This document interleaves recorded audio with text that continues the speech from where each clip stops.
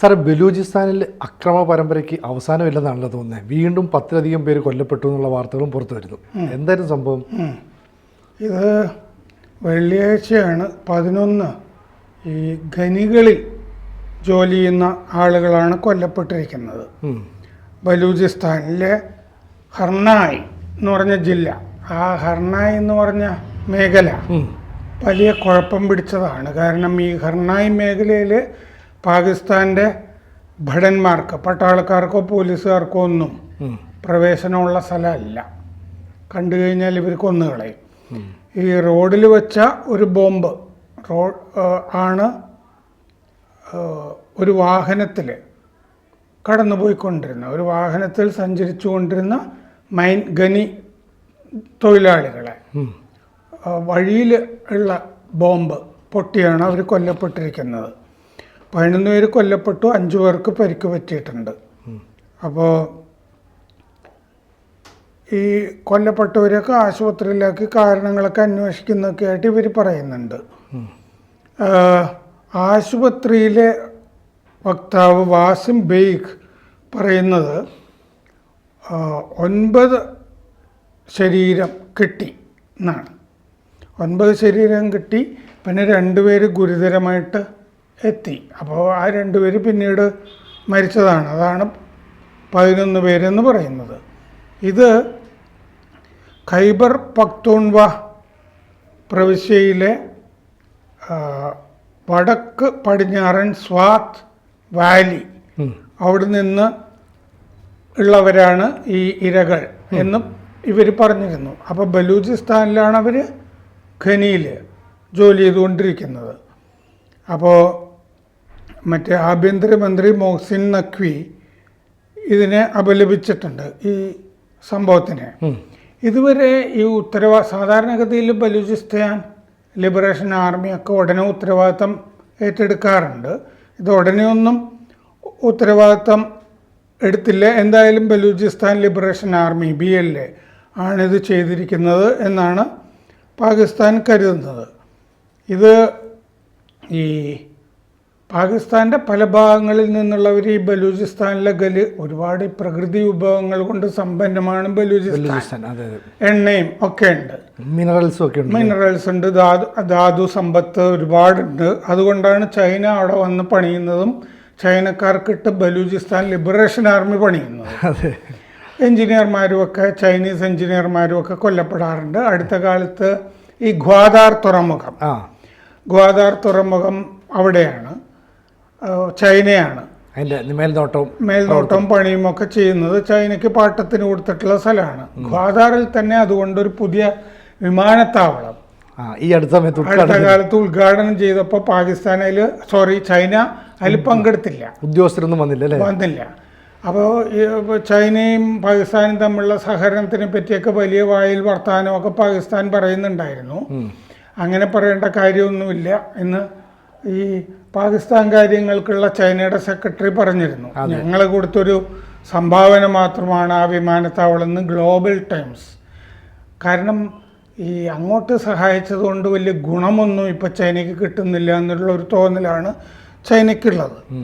അപ്പോൾ ഇതിനു മുമ്പും ഇത്തരം ആക്രമണങ്ങൾ ഖനിത്തൊഴിലാളികൾക്കെതിരെ നടന്നിട്ടുണ്ട്. അപ്പോൾ വലിയ കലാപം ഒക്കെ നടക്കുന്ന സ്ഥലങ്ങളാണെന്നുള്ളത് ബലൂചിസ്ഥാൻ നമ്മൾ പലപ്പോഴും റിപ്പോർട്ട് ചെയ്യാറുമുണ്ട്. അപ്പോൾ ഇതിനു മുമ്പും ഈ ബലൂചിസ്ഥാൻ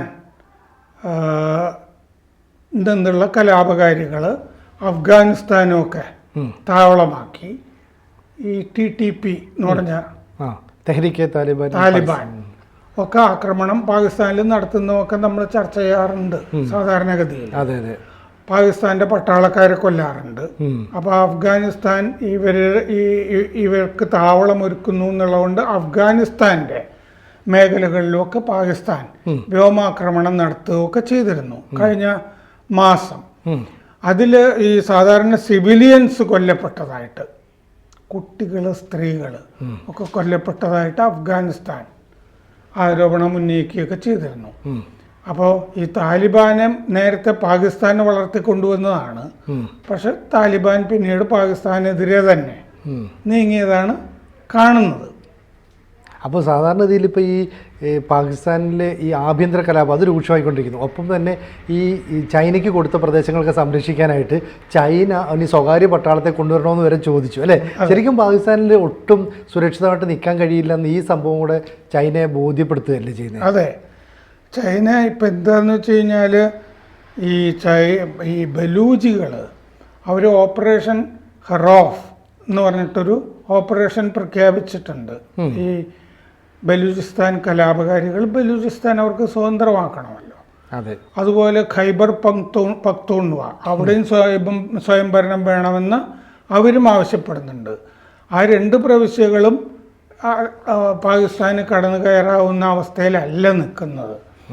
അപ്പോൾ അതുകൊണ്ട് ഈ ബലൂചിസ്ഥാനിലെ ഈ ഓപ്പറേഷൻ ഹെറോഫിൻ്റെ ഭാഗമായിട്ട് പട്ടാള താവളങ്ങളൊക്കെ നമ്മൾ മുമ്പും ചർച്ച ചെയ്തിട്ടുള്ളതാണ്. പെൺകുട്ടികളുമൊക്കെ ഈ ചാവേർ സംഘങ്ങളിലുമൊക്കെ ഉണ്ട് ബലൂചിസ്ഥാൻ്റെ. കാരണം അവർക്ക് എങ്ങനെയായാലും ആ നാടിന് വേണ്ടിയിട്ട് ചാവേറായിട്ട് പോകാൻ ഒരു മടിയില്ല അല്ലേ? പുരുഷനായാലും സ്ത്രീ ആയാലും. അതെ, ആ സ്ഥലം ഞങ്ങൾക്ക് കിട്ടിയേ പറ്റൂ, ഞങ്ങൾക്കൊരു സ്വതന്ത്ര രാജ്യമാണെന്ന് അവർ നിലപാട് സ്വീകരിക്കുന്നു. പക്ഷേ പാകിസ്ഥാൻ ഒരിക്കലും ഇത് അംഗീകരിക്കുന്നില്ലെങ്കിൽ പോലും അവരുടെ പട്ടാളത്തിനെ നിലയുറപ്പിക്കാൻ ഇവർ സമ്മതിക്കുന്നില്ല. അങ്ങോട്ടേക്ക് ആർമിയുടെ യാതൊരു സ്വാധീനത്തിനും അവസരം കൊടുക്കുന്നില്ല.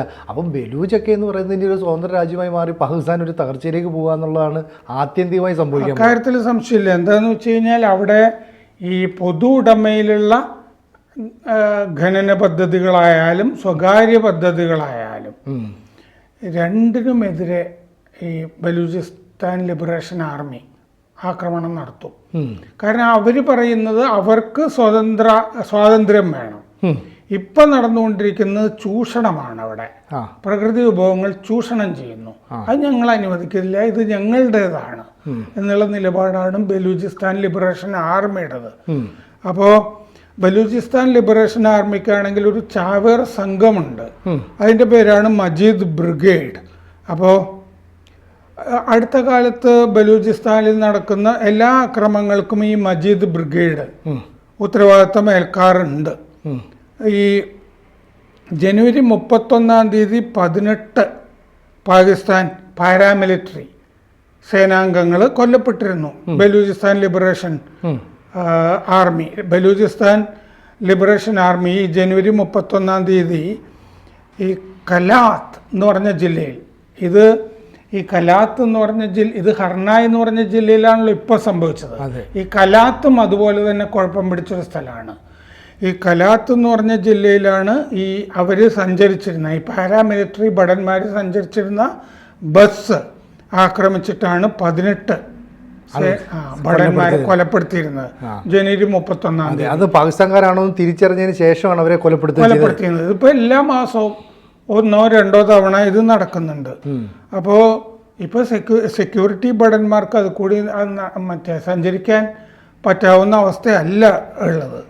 അപ്പോൾ UN രക്ഷാസമിതി ഈ രാജ്യാന്തര ഒരു ഭീകരത അവലോകന റിപ്പോർട്ട് അടുത്ത കാലത്ത് പുറത്ത് വിട്ടതിൻ്റെ അകത്ത് ഈ ബലൂചിസ്ഥാനിലെ മിക്കവാറും അക്രമങ്ങളുടെയൊക്കെ പിന്നിൽ BLA ആണ് എന്ന് പറഞ്ഞിട്ടുണ്ട്. അപ്പോൾ മജീദ് ബ്രിഗേഡ് ഉണ്ടല്ലോ, ഈ ചാവേർ സംഘം BLAയുടെ, അവർക്ക് TTP തെഹ്രീക് താലിബാൻ പാകിസ്ഥാൻ TTP ആയിട്ട് ബന്ധമുണ്ട്. ISILK ഇസ്ലാമിക് സ്റ്റേറ്റ് ഖൊറാസാൻ അതുമായിട്ട് ബന്ധമുണ്ട്. TIP അതുമായിട്ട് ബന്ധമുണ്ട്.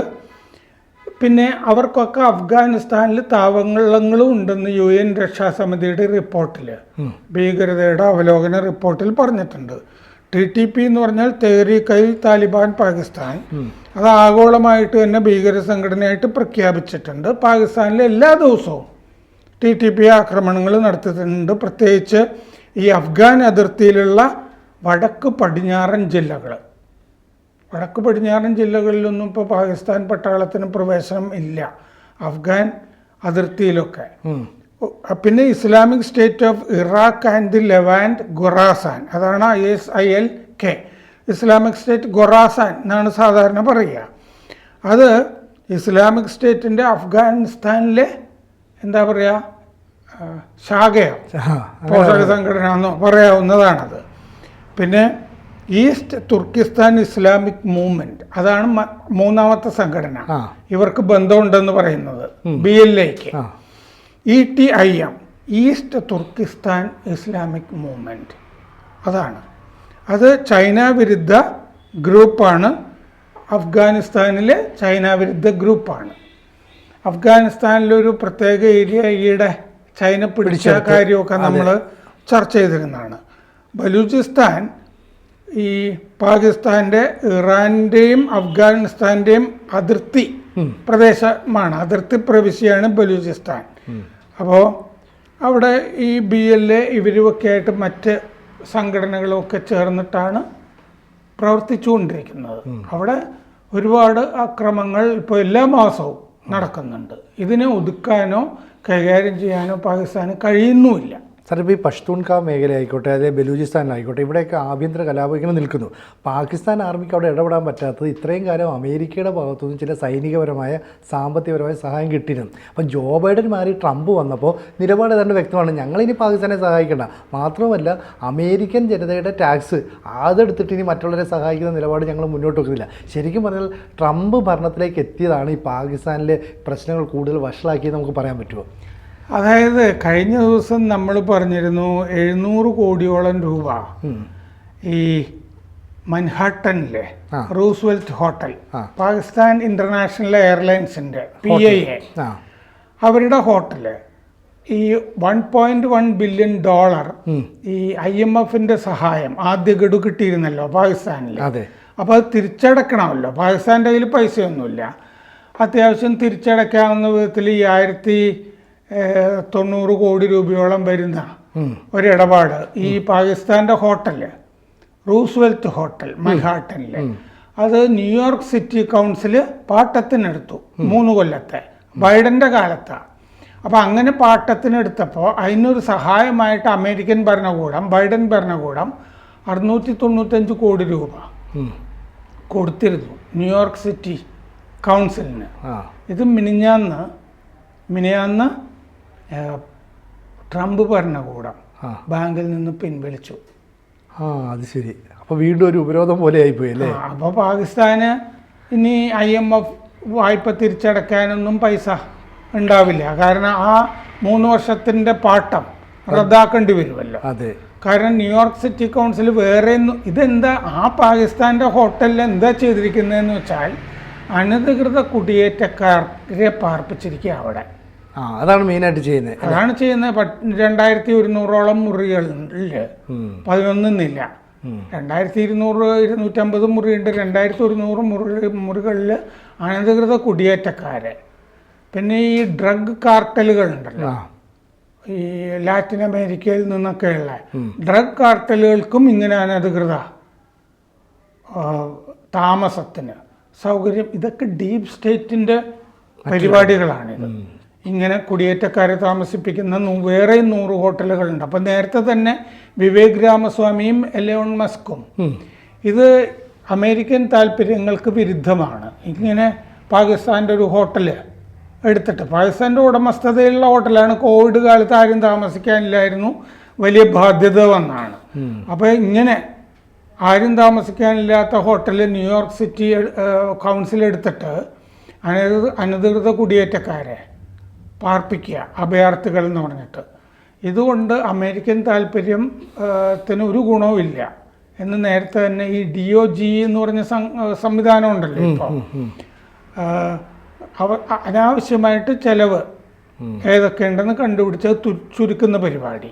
അപ്പോൾ അതിൻ്റെ ഭാഗമായിട്ടാണ് ഇങ്ങനെ ന്യൂയോർക്ക് സിറ്റി കൗൺസിൽ ഈ പാകിസ്ഥാൻ്റെ ഹോട്ടല് പാട്ടത്തിനെടുത്തതിന് സഹായം ചെയ്തത്. കഴിഞ്ഞ ദിവസം ഒറ്റയടിക്ക് പിൻവലിച്ചത്. ഇത് ബാങ്കും സ്ഥിരീകരിച്ചിട്ടുണ്ട്, പിൻവലിച്ചിട്ടുണ്ട്, ഈ തുക പിൻവലിച്ചു എന്നുള്ളത്. ട്രംപ് വന്ന ഉടനെ പാകിസ്ഥാനിട്ട് പണി കൊടുക്കുന്നുണ്ട്. അപ്പോൾ ഈ കാര്യങ്ങളിലൊക്കെ ബംഗ്ലാദേശിലാണെങ്കിൽ മോദിക്ക് എങ്ങനെ വേണമെങ്കിലും ഇടപെടാം എന്ന് ട്രംപ് പറഞ്ഞിട്ടുണ്ട്. ഞങ്ങൾക്കതിൽ പ്രത്യേകിച്ചൊന്നും പറയാനില്ല എന്നും പറഞ്ഞിട്ടുണ്ട്. അപ്പോൾ പാകിസ്ഥാൻ എന്തായാലും ട്രംപിൻ്റെ ഹിറ്റ് ലിസ്റ്റിലാണ് പെടുന്നത്. കൂടുതൽ വാർത്തകളും വിശേഷങ്ങളും നിങ്ങളിലേക്ക് എത്താൻ ABC മലയാളം സബ്സ്ക്രൈബ് ചെയ്യുക, ബെൽബട്ടനും അമർത്തുക.